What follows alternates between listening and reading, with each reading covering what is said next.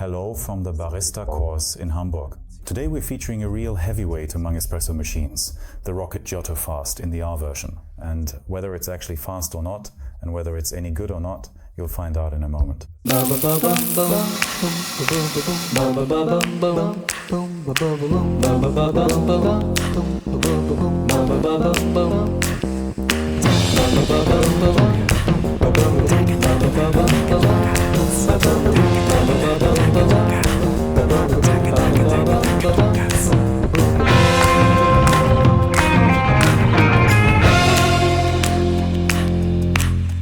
Once again, we've dug deep into our annual budget and bought quite a few things from Rocket, and we'd like to introduce them to you one by one. We'd like to start with the Rocket Giotto Fast in the R version.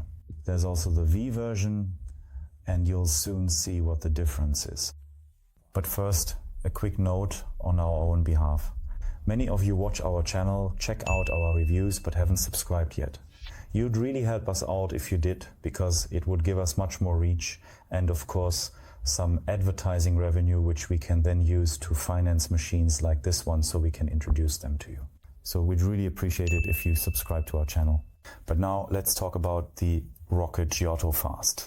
We had to wait a very, very long time for the machine to finally arrive. Honestly, it took almost 3/4 of a year. It was actually introduced last year in June at the World of Coffee in Copenhagen. And it wasn't the only machine that was released as a fast version with the E61 Brew Group. At the same time, the ECM Synchronica 2 was also introduced. I'll link you to the review we already did on that machine, since it arrived a bit earlier for us. It really did take a long time until the machines finally arrived here. That wasn't just the case with Rocket, but the same with ECM as well. Apparently, the manufacturers either had some production difficulties last year, or they sold so many machines that they couldn't keep up. The difference between the ECM Synchronica 2 and the Rocket Giotto Fast lies in the heat-up time. The ECM Synchronica 2 has a heat-up time of about 6.5 to 8 minutes, while the Rocket Giotto Fast is around 10 to 12 minutes. For an E61 Brew Group, that is an incredibly fast time. We ourselves spent a lot of time on this topic last year, because apparently it was a big trend taking these old, what I like to call dinosaur brew groups, and giving them a bit of an upgrade to bring them up to date, specifically by making them heat up faster.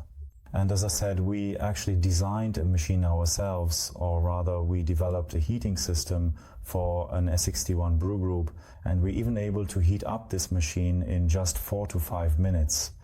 We'll also link you to the video we made about our machine. And with Gisela, as we've named our machine, you can see what's ultimately possible with these types of brew groups. And now you could complain here and say, the ECM already heats up in 6.5 to 8 minutes. It only needs 10 to 12. Why does it take so long?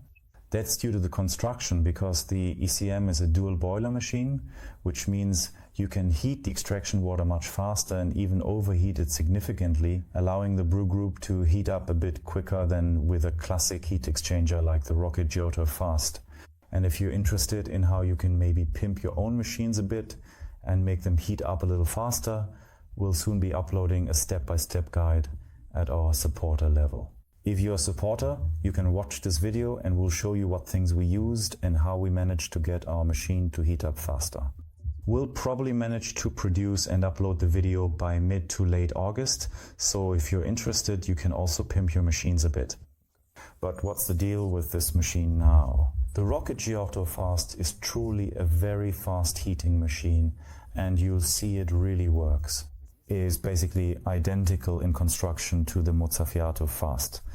The only difference is the exterior design, but technically they are the same.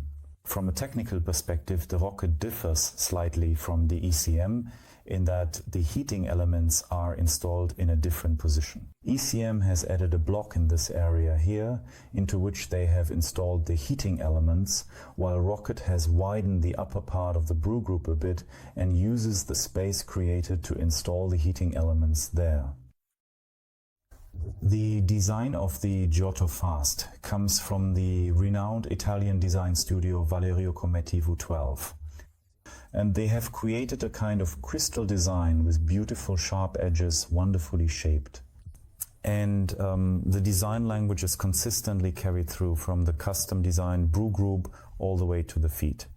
Apart from the fact that this brew group here differs in design from other E61 brew groups, it is simply a completely standard E61 brew group. So technically it does not differ in any way from other brew groups, except, of course, that additional heating elements have been installed so that the brew group heats up more quickly. With this machine, just like with the Mozzafiato, you have the option to buy 2 versions, or in quotation marks, even 4. That means on the one hand you have the option to choose a different housing color here, matte black or chromy, and you can choose between 2 pump variants, because that's what the R or the V stands for. In other words, you have the option to buy either a rotary pump or a vibration pump. One advantage of rotary pumps is definitely their noise level. They are extremely quiet, and their durability. One disadvantage of rotary pumps, for example, is that unfortunately they are very, very expensive, significantly more expensive than vibration pumps. Another disadvantage is that the pressure builds up immediately. As soon as you turn on the pump, you instantly have the full 9 bars of pressure available. As a result, with most rotary pumps, unfortunately, you can't create a pressure profile.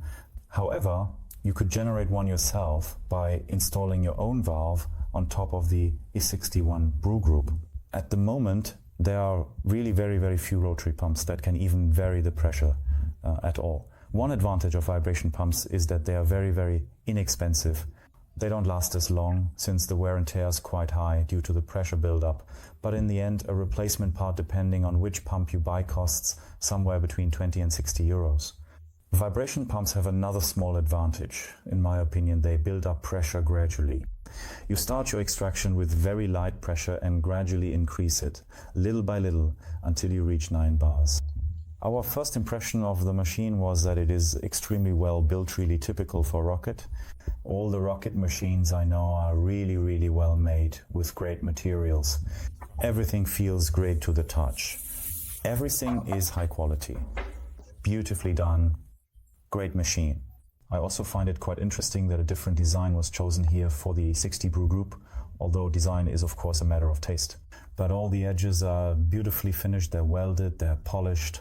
It's made to a very, very high standard. Naturally, all of this is reflected in the price. The machine variants with a vibration pump are around 1900 euros, and the variants with rotary pumps are about 2200 euros. And the price is the same for both the Mozzafiato and the Giotto. The Giotto is not a small machine. It has a width of 34 centimeters, a height of 40.3 centimeters, and a depth of 45.7 centimeters. And as always, that's without the portafilter attached. The size and the materials used are, of course, also reflected in the weight. The version with a vibration pump weighs approximately 27 kilograms, and the version with a rotary pump weighs about 30 kilos. As a result, nothing slips or wobbles when you lock or unlock the portafilter. The machine stands as if it was set in concrete. As mentioned, both machines, the Giotto and the Mozzafiato, are classic dual-circuit machines. And as I mentioned earlier, this is where the difference between the Syncronica 2 and the Giotto and Mozzafiato comes from, because heat exchanger machines simply take longer to heat up. The water, which is only heated by passing through the brew boiler, just takes longer. You can't really overheat it, so to speak. Actually, you can. As I said, check out the video about our Gisela, but so far apparently no manufacturer has discovered this yet. I'm curious to see when someone will pick up on our idea and use it to make the machine heat up even faster. But with that, the feasible and possible has basically been achieved with E61 brew groups. And as you'll see in our temperature test in a moment, the claim about the heat up time is accurate. That means the machine really is ready to use within 10 to 12 minutes, so that after a flush you can brew your espresso. The steam boiler doesn't take much longer either. We measured a time of about 9 minutes for that. The boiler in question is a 1.8 liter thermally insulated copper brass boiler.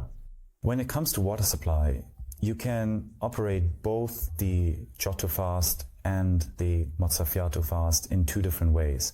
On the one hand, you can use them with a water tank. As with many classic machines, you remove it from the back upwards, and on the other hand, you also have the option of connecting the machine directly to a water line. However, that's only possible if you have the version with a rotary pump.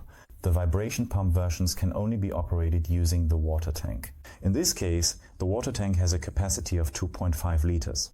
That's sufficiently large. However, it does not have a filter holder. This means you need to use filtered water. Rocket themselves recommend using filter pads, at least that's what it says in the user manual. But to be honest, we would strongly advise against that. The problem with these filter pads is that they take a very, very long time to treat the water. And since you probably don't want to drink just a single espresso per day, that simply means you're always adding fresh, lime-rich water and thus running your machine with this hard water. Limescale really is the death of any machine, and repairs are incredibly complicated and therefore very, very expensive. You can quickly end up paying anywhere between 400 and 800 euros if you find a workshop that will really do a thorough overhaul and cleaning of the machine. So definitely use low lime water to operate this machine. The same naturally applies to a direct water connection. That means if you have hard water, you should definitely use a commercial grade filter. It's ultimately much, much cheaper than those small filters you can get otherwise. By the way, everything you need to operate the machine with a direct water connection is included. You also have a hose to connect the drain. If you don't do that, you will inevitably use the drip tray, which is very easy to remove from the front and has a capacity of about 700 milliliters. The distance from the drip tray to the portafilter is approximately 9.5 to more like 10 centimeters. This means you can also fit larger cups or coffee mugs underneath. Both the steam wand and the water spout are double-walled. That means in principle you don't even need these plastic parts to be able to move your wand. You can touch here, of course not at the tip of the nozzle because that is inevitably hot. Your cups are passively heated by the boiler's residual heat when you place them on top here. And because the machine is so large, you naturally have enough space for various espresso or cappuccino cups. Of course, there are also two pressure gauges included, one for your boiler pressure and one for your brewing pressure. And furthermore, you have a PID controller, and I think nowadays that should really be standard in this price range. With a PID controller, you can read and adjust quite a few things. For example, you have a shot timer, which should really go without saying as well. Then the machine will show you when it is still in heating mode. You can display and also change the boiler temperature, and in this way you can of course also adjust the extraction temperature. But to be honest, I find it a bit unfortunate that it doesn't display the extraction temperature, only the boiler temperature, because you always have to convert it in your head and think, okay, I have a boiler temperature of say 128 degrees, so I should have an extraction temperature of about 92 to 93 degrees. I would also appreciate it if the offset temperature could be adjusted. Unfortunately, you can't do that. Therefore, as with pretty much all E61 brew groups, I recommend using an additional thermometer. You can install it here in place of the Allen screw. You simply screw in the thermometer there, for example the Geisinger thermometer, and you'll have full control over your machine's temperature. In addition to the eco mode, you can also choose whether you want to connect the machine via the water tank or directly to a fixed water line. As is common with some rocket machines, the buttons for adjusting the parameters are located behind the drip tray. So you have to remove it and then you can change the parameters using these three buttons. Personally, I find that a bit inconvenient. They could have solved it elegantly with a rotary knob here, but well, as I said, that's just the typical rocket solution. The package actually includes everything you need. As I said, we have everything we need to connect the machine to the mains water supply, but as mentioned, that's only possible with the version that has the rotary pump. Then you also get a few goodies like a cleaning cloth, a small brush, and of course a very nice double portafilter, in my opinion, naturally with the rocket logo. As far as I know, this is a 14-gram basket. Nevertheless, we've always filled this basket with 18 grams because we feel the extraction is much more even that way. You also get a single basket portafilter included, and there's a very nice rocket tamper as well. It feels really good in the hand, it is quite heavy, and you can tamp wonderfully with it. Of course, an instruction manual is also included, and finally, a blind filter basket. So everything you need to get started is included. Finally, as always, we come to our test results. That means first, how long does the machine take to heat up? Does it really manage it in 10 to 12 minutes? And secondly, how consistent is the extraction temperature and how much electricity does the machine consume? In terms of power consumption, it is simply a classic E61 dual circuit machine. Until your first espresso, you'll use about 0.2 to 1 kilowatt hours.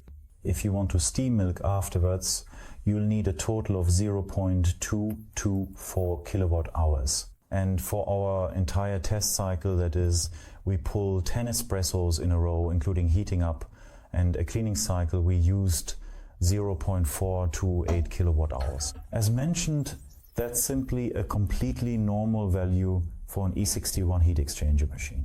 And finally, the question, how did it perform in terms of temperature?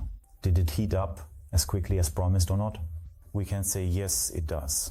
In our test, the room temperature was just under 18 degrees, which is actually a bit too cold to really test the machine fairly. We needed a heating up time of about 12 to 13 minutes. It really has to be said, especially with the E61 brew groups, that they contain so much metal, and due to this classic heat exchange system, the metal takes a very, very long time to heat up. This means that every degree of room temperature ultimately plays a truly significant role when it comes to heating time. If we have an attic room temperature of, 30 degrees, maybe in the height of summer, then the machine will definitely heat up in well under 12 minutes. However, at 18 degrees, it needed about 2, at most 3 minutes longer. As you can see here, during the first, second and third shots, we still needed a bit of time to let the machine heat up. And then, in terms of temperature behavior, it behaved just like a classic E61 brew group. That means we have the typical pros and cons of an E61 brew group, where the temperature always fluctuates by about 1 to 1.5 degrees. And ultimately you can say that this is a machine that heats up faster than any regular E61 brew group, with the exception of the Syncronica 2, which also has built-in heating elements. And as mentioned, it behaves exactly like any other E61 brew group. So if you like these classic machines in terms of design and handling, you'll be very well served with this machine. Alright, but now it's about time to have an espresso. But before we do that, we'd like to show you how to froth milk with it. And it works excellently, as you'll see in a moment.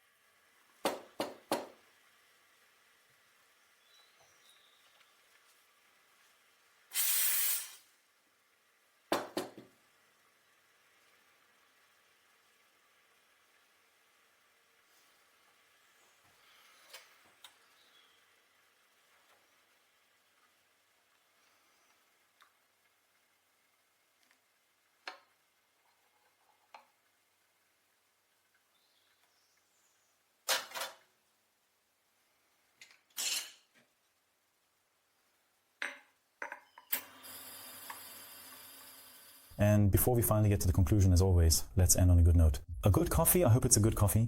I know it's a good coffee.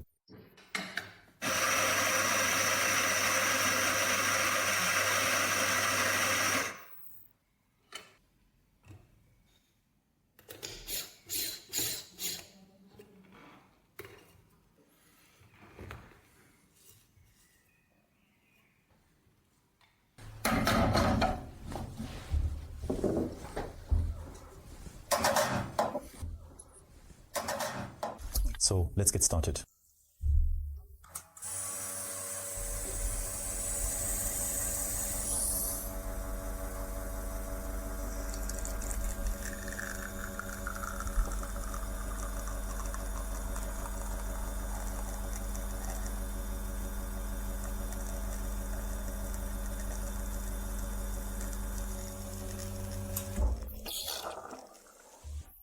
right, that looks excellent.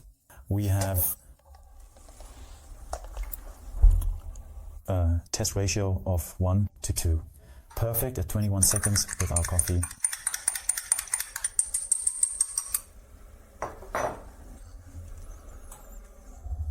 Nice and chocolatey, almost a bit nutty.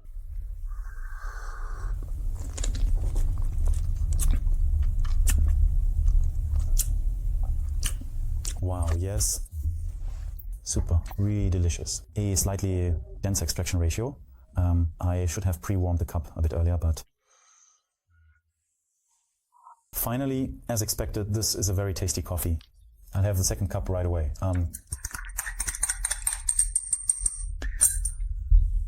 And in that respect, I can only say it is a great machine. It really is a great machine. Who is it for? Excellent. So, who is this machine for, right? It really is an outstanding machine. It's a classic E61 machine in a slightly different design, a bit more upgraded compared to the previous model, with excellent materials. And I think at a very, very fair price.